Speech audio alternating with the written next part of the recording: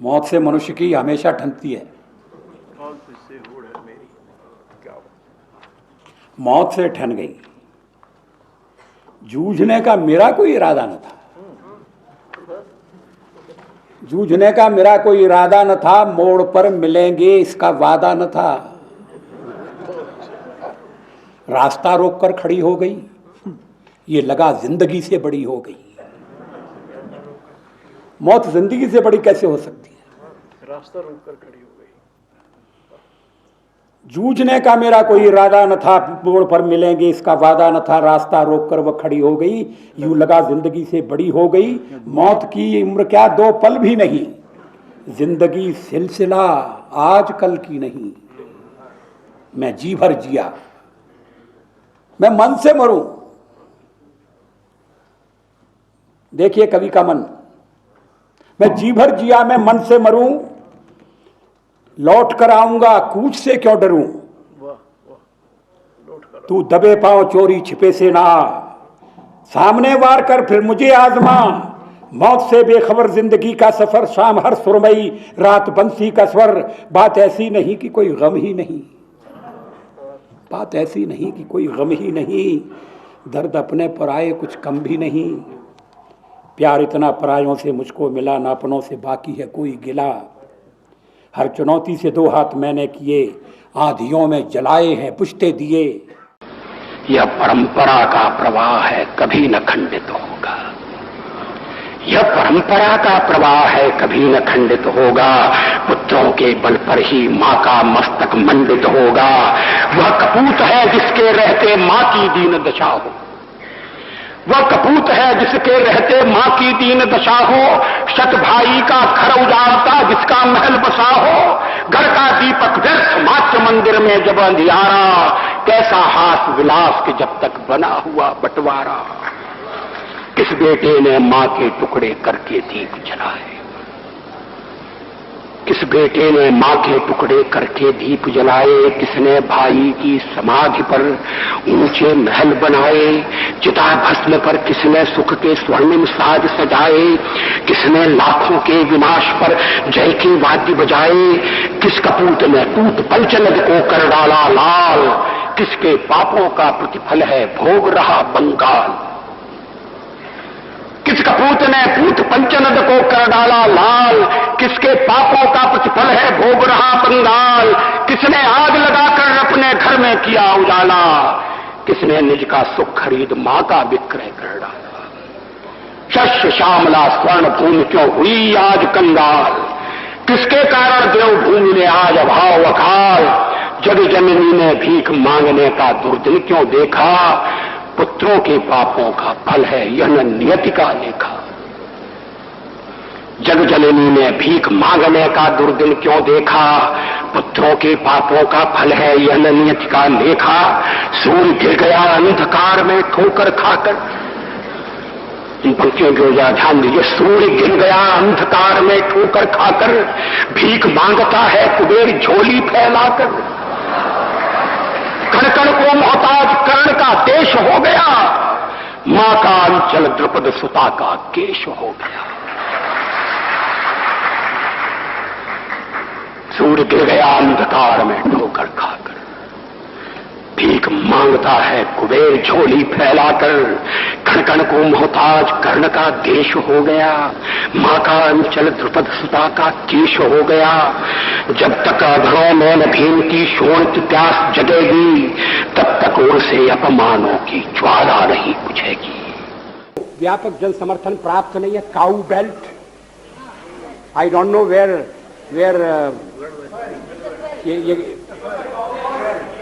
ये cow belt है, cow belt का समर्थन है। जो काऊ बेल्ट जिससे कहा जाता है उसको इस तरह से सदन में उल्लेखित करना। किस क्षेत्र की आप बात कर रहे हैं? हरियाणा में हम हरियाणा में जीते, हमने कर्नाटक में समर्थन प्राप्त किया है। और ये ठीक है कि केरल में और तमिलनाडु में हम उतने शक्तिशाली नहीं है, मगर हमारा संगठन है। पश्चिम बंगाल में भी हमें 10% से थोड़ा कम वोट मिला हुआ है। अगर आप वोट की बात करते हैं तो फिर 10% पर 10% वोट की बात करिए। इस सदन में एक एक व्यक्ति की पार्टियां, एक एक व्यक्ति की पार्टी, और वो हमारे साथ हमारे खिलाफ जमघट करके और हमें हटाने का प्रयास कर रहे हैं। उन्हें प्रयास करने का पूरा अधिकार है, मगर है वो एक व्यक्ति की पार्टी। एकला चलो रे, और चलो एकला अपने चुनाव क्षेत्र से और दिल्ली में आकर हो जाओ इकट्ठे रे। किस लिए इकट्ठे हो जाओ? देश के भले के लिए। स्वागत है, हम भी अपने ढंग से देश की सेवा कर रहे हैं, और अगर हम देशभक्त न होते और अगर हम निस्वार्थ भाव से राजनीति में अपना स्थान बनाने का प्रयास न करते, और हमारे इन प्रयासों के पीछे 40 साल की साधना है। ये कोई आकस्मिक जनादेश नहीं है, कोई चमत्कार नहीं हुआ है। हमने मेहनत की, हम लोगों में गए हैं, हमने संघर्ष किया है।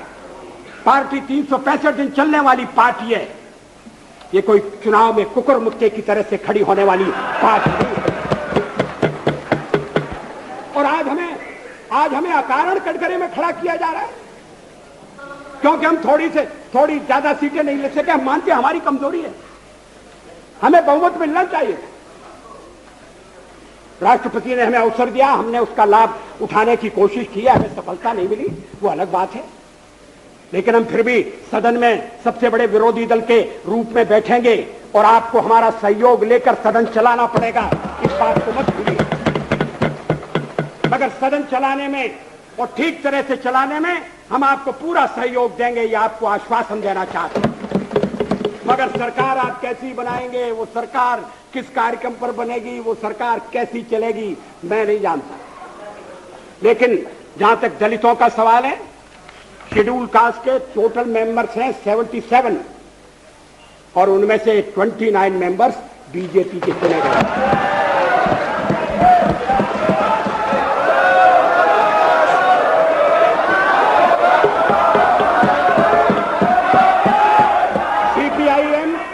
सीपीआईएम के 5 मेंबर हैं, सीपीआई 1 मेंबर है, कांग्रेस 15 मेंबर है, जनता दल 7 मेंबर है, और सबसे ज्यादा हमारे मेंबर हैं।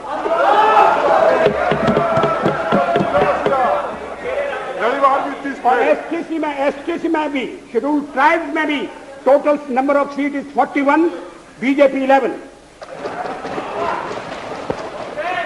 हमारा जनाधार नहीं है, हमें लोगों का व्यापक समर्थन प्राप्त नहीं है।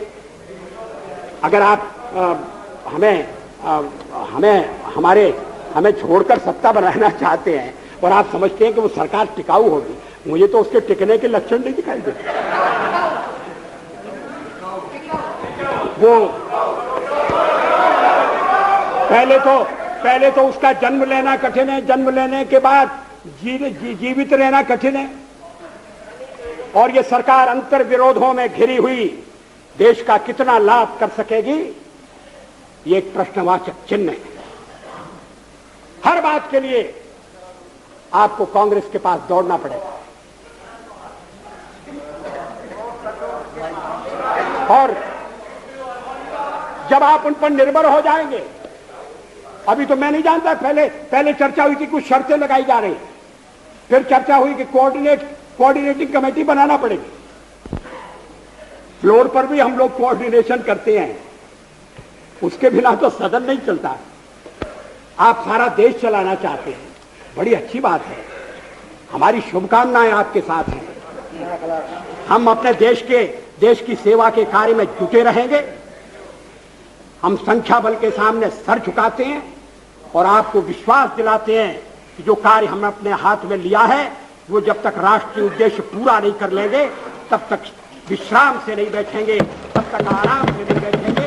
अध्यक्ष महोदय, मैं अपना त्यागपत्र राष्ट्रपति महोदय को देने जा रहा हूं।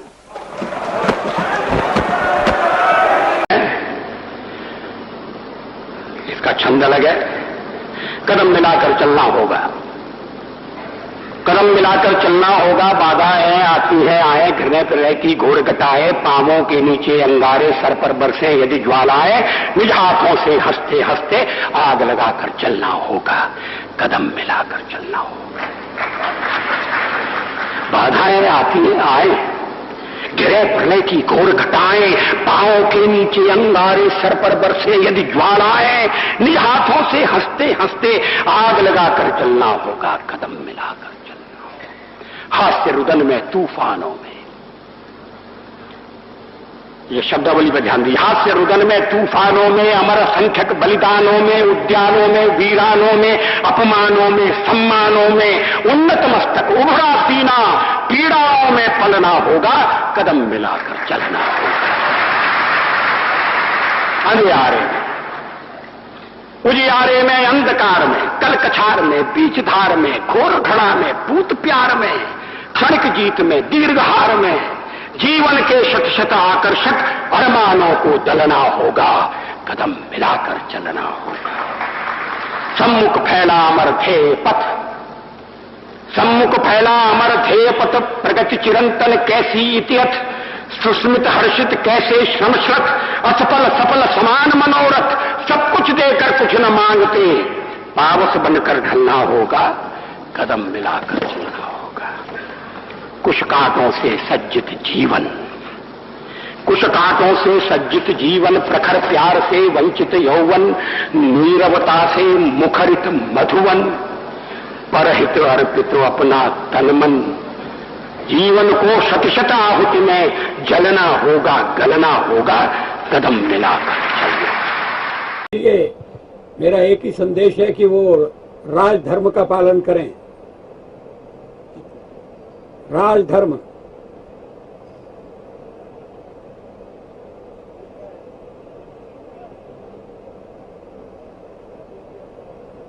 ये शब्द काफी सार्थक है।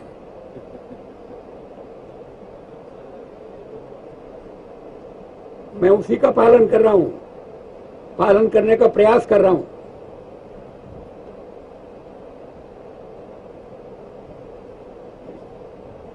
राजा के लिए, शासक के लिए प्रजा प्रजा में भेद नहीं हो सकता,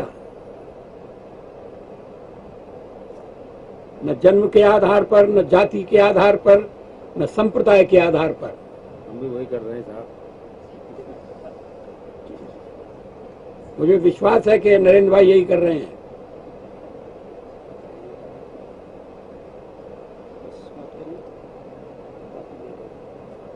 बहुत बहुत धन्यवाद। पाकिस्तान का जब से जन्म हुआ है, अमेरिका उसकी पीठ थपथपाता रहा है। सचमुच में देश का बंटवारा साम्राज्यवादियों की चाल थी। शीत युद्ध का सहारा लेकर और ये सोच करके पाकिस्तान साम्यवाद के विरुद्ध एक मोर्चा बनेगा, अमेरिका ने उसे शस्त्र दिए, समझौता किया। जब पहला अमेरिका का और पाकिस्तान का समझौता हुआ था तो देश में व्यापक रोष पैदा हुआ था। वो राष्ट्रीय संकल्प को प्रकट करती कविता है, एक नहीं दो नहीं करो 20 समझौते, ये पाकिस्तान से कहा गया है। एक नहीं दो नहीं करो 20 समझौते, पर स्वतंत्र भारत का मस्तक नहीं झुकेगा। अगणित बलिदानों से अर्जित यह स्वतंत्रता, अगणित बलिदानों से अर्जित यह स्वतंत्रता, अश्रु स्वेद शोणित से सिंचित यह स्वतंत्रता, त्याग तेज तप बल से रक्षित यह स्वतंत्रता, दुखी मनुजता के हित अर्पित यह स्वतंत्रता। इसे मिटाने की साजिश करने वालों से कह दो चिनगारी का खेल बुरा होता है।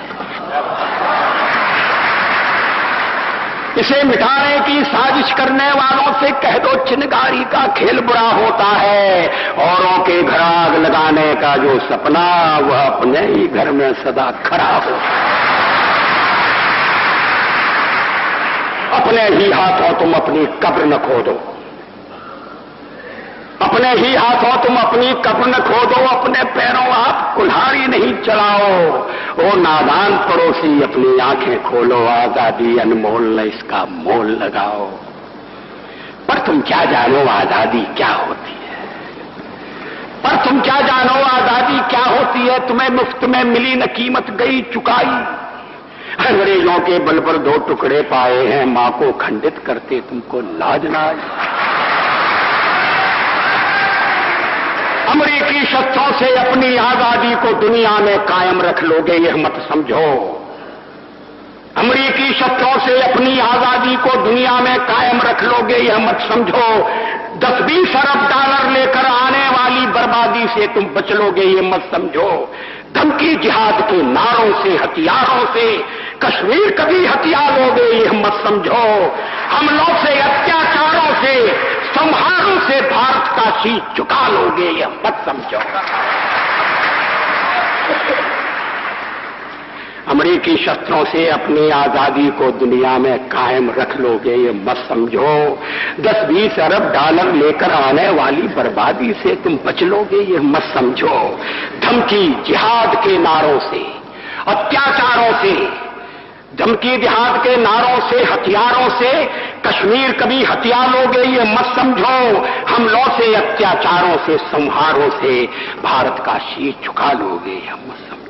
जब तक गंगा की धार, जब तक गंगा की धार सिंधु में ज्वार, अग्नि में जलन, सूर्य में तपन शेष, स्वातंत्र समर की वेदी पर अर्पित होंगे अगणित जीवन यौवन शेष। अमेरिका क्या संसार भले ही हो विरुद्ध, कश्मीर पर भारत का ध्वज नहीं झुकेगा। एक नहीं दो नहीं, एक नहीं दो नहीं करो 20 समझौते, पर स्वतंत्र भारत का निश्चय नहीं रुकेगा। अब एक और पुरानी कविता है। 15 अगस्त का दिन कहता आजादी अभी अधूरी है, 15 अगस्त का दिन कहता आजादी अभी अधूरी है। सपने सच सोना बाकी हैं, रावी की शपथ न पूरी है। जिनकी लाशों पर पग धरकर आजादी भारत में आई, वे अब तक है खाना बदोश गम की काली बदली छाई। कलकत्ते के फुटपाथों पर जो आंधी पानी सहते हैं, उनसे पूछो 15 अगस्त के बारे में क्या कहते हैं। देखिए उस समय की कविता है। भूखों को गोली, भूखों को गोली, नंगों को हथियार पिनाए जाते हैं। सूखे कंठों से जेहादी नारे लगवाए जाते हैं। लाहौर, कराची, ढाका पर मातम की है काली छाया। पख्तूनों पर, गिलगित पर है गमगीन गुलामी का साया। बस इसीलिए तो कहता हूं आजादी अभी अधूरी है, कैसे उल्लास मनाऊं मैं। बस इसीलिए तो कहता हूं आजादी अभी अधूरी है, कैसे उल्लास मनाऊं मैं। थोड़े दिन की मजबूरी है, दिन दूर नहीं खंडित भारत को पुनः अखंड बनाएंगे। दिन दूर नहीं खंडित भारत को पुनः अखंड बनाएंगे। गिलगित से गारो पर्वत तक आजादी पर्व मनाएंगे। उस स्वर्ण दिवस के लिए आज से कमर कसें, बलिदान करें। जो पाया उसमें खो न जाएं, जो खोया उसका ध्यान करें।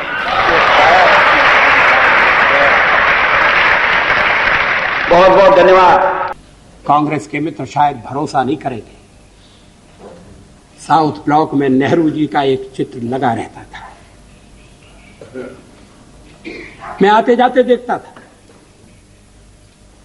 नेहरू जी के साथ सदन में नोक झोंक भी हुआ करती थी। मैं नया था, पीछे बैठता था। कभी कभी तो बोलने के लिए मुझे वॉकआउट करना पड़ता था। लेकिन धीरे धीरे मैंने जगह बनाई, मैं आगे बढ़ा। और जब मैं विदेश मंत्री बन गया तो एक दिन मैंने देखा कि गलियारे में टंगा हुआ नेहरू जी का फोटो गायब है। मैंने कहा ये चित्र कहां गया? कोई उत्तर नहीं दिया। वो चित्र वहां फिर से लगा दिया गया।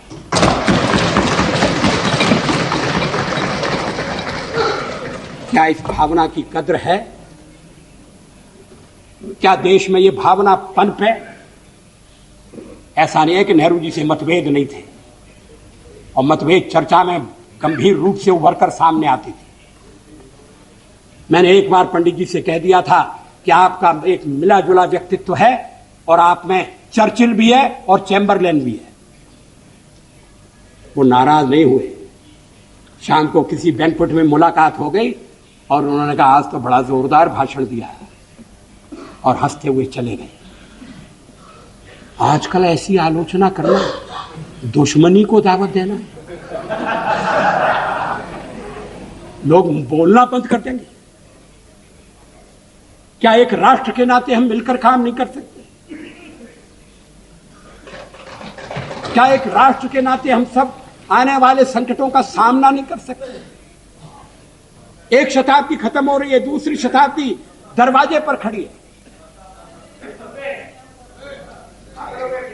अगर हमें छोड़कर आप कोई नया प्रयोग करना चाहते हैं, मुझे कोई आपत्ति नहीं होगी, लेकिन हम जो प्रयोग कर रहे हैं उस प्रयोग को आप सफल होने दें, ये मैं आपसे अनुरोध जरूर करना चाहता हूं। जब जेनेवा में मानवाधिकारों के सम्मेलन में कश्मीर के सवाल को हमारे पड़ोसी ने उठाने का फैसला किया,